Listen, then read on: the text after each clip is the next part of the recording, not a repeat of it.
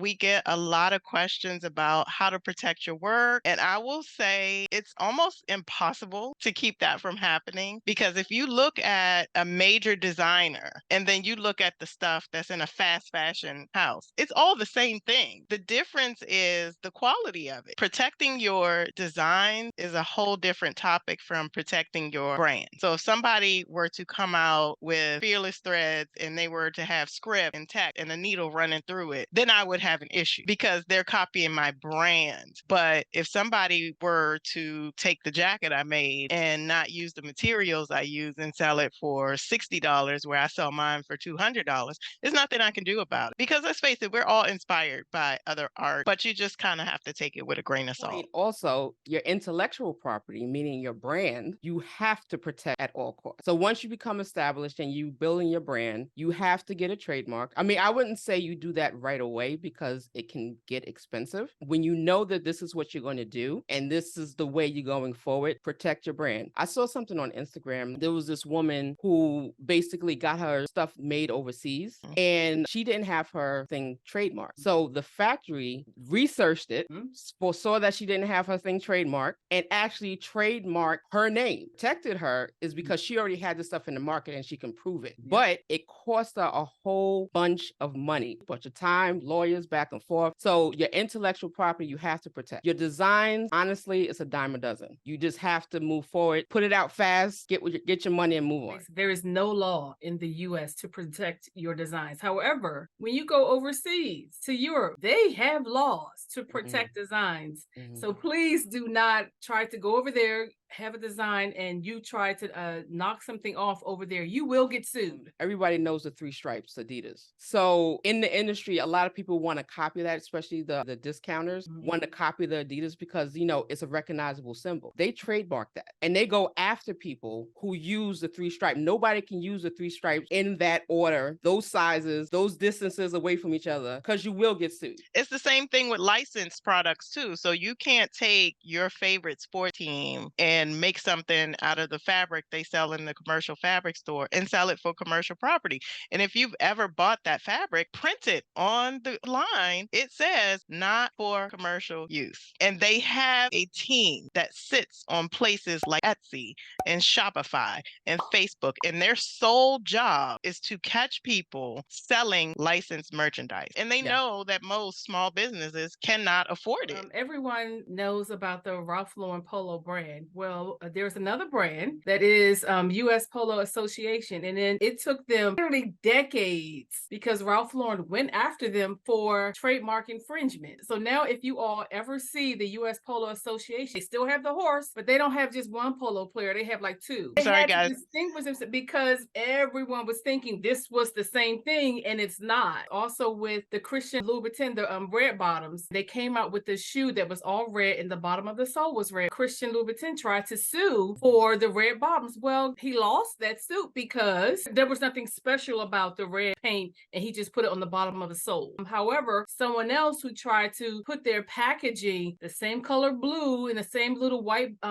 bow as Tiffany, their packaging, all of that is actually protected under trademark and packaging. Right. So if Christian Louboutin had actually had some type of special packaging with the red sole on the bottom, he may have been able to get away with that. But hey, it's just red paint on the bottom of a sole. Didn't he go back and create a custom paint after that? So you can paint the bottom of your shoe red, but you can't use paint number XYZ from wherever he gets it from. So yeah, he learned his lesson from that and said, okay, I can't tell them they can't make red bottoms, but I can tell them they can't make my red bottoms. So. Right. Yeah. And there was also this thing on Instagram going back and forth. I know Nike was going after a lot of independent sneaker makers because they were using the Air Force One mold to make their own sneaker. But I mean, they changed it and put their logo on it. But in fact, it was still just the Air Force One mold. And everybody knows how famous the Air Force One is. Yeah. So have to change it enough so that it's your own. You know, I think the law is you cannot mistake it. If you just look at it and you automatically think it's that brand, then they have means to come after you. You have to change it enough so that you're not competing with with the original. You can trademark anything you want. I mean, sometimes it goes through, sometimes it doesn't. Right. But it doesn't matter if you don't have the resources to go after anybody. Right, So you yeah. have to really be aware of what you're trademarking. I mean, your name absolutely, but when you start trademarking like items like the three stripes, the plaid, the red bottoms, that kind of stuff, you have to have the resources to actually go after the people to back yourself up. Yes. Otherwise, people are gonna knock you off and you can't do anything about it. You know, and when I'm talking about resources, I mean money for lawyers to And go you after. even need to pay somebody to sit like Nike does or like the NFL does all day and search through all of these places to see Right. if somebody is using your thing.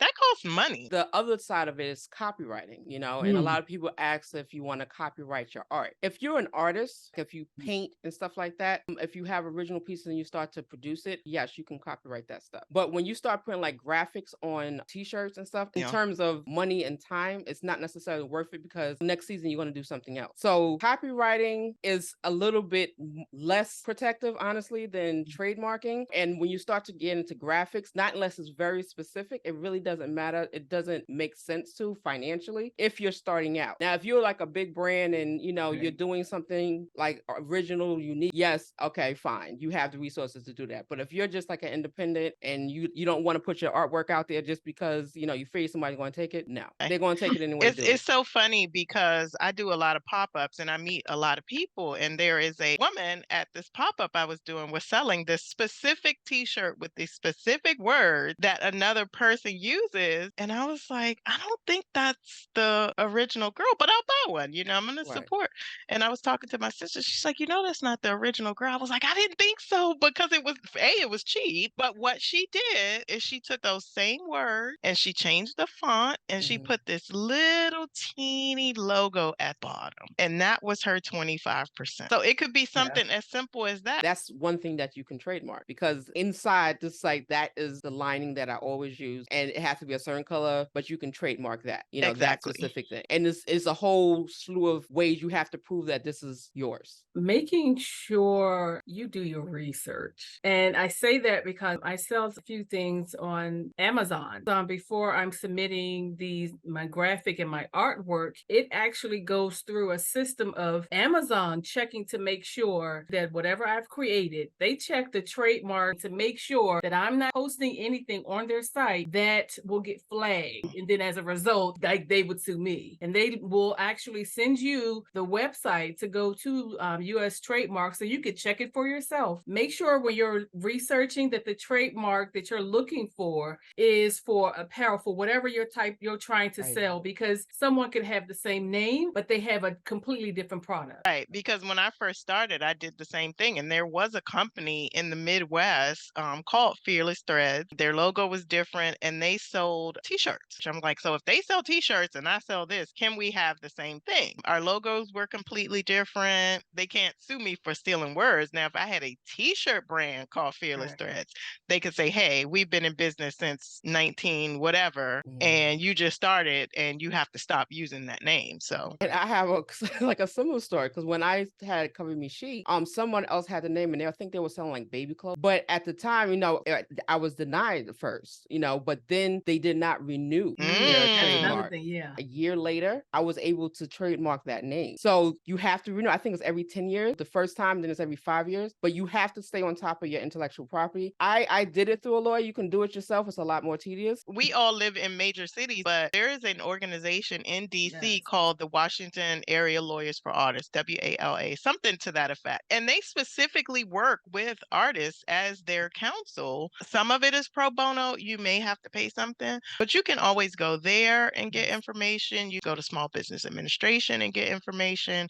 There are resources out there where you can start for cheap or free. Heck, call the Patent and Trademark Office. People sit there all day long waiting for you to ask them questions. It's just like taxes. Call the IRS if you can't afford a CPA and say, hey, how am I going to not get in trouble? There are resources out there. It's just going to take patience and research. Yeah, and that's the thing. It's like if you don't have the money, you have to have the time. One more thing about the trademark. When you trademark, the U.S. patent is U.S. patent and trademark. Yes. And it's only trademarked in the U.S. Now, if you start selling stuff overseas, you have to trademark it to wherever you're selling your product because somebody over there might have the same name. And because the internet is so global now, it's interesting how you might have the same name as somebody else selling the same same product, but it's not trademarked in that country. Don't let anything stop you. You know, Yes. don't let anything stop you from moving forward with what you need to do or what you want to do. We're just saying the steps that you need to take before you start putting your stuff out there, but put it out there anyway. Protect your intellectual property because that's the most important. But designs are a dime a dozen. We take inspiration from everywhere. Oh, I don't want to do this because somebody's going to steal it. It's already been stolen. Okay, so that was it. I hope you got something out of this. If you have any questions about it,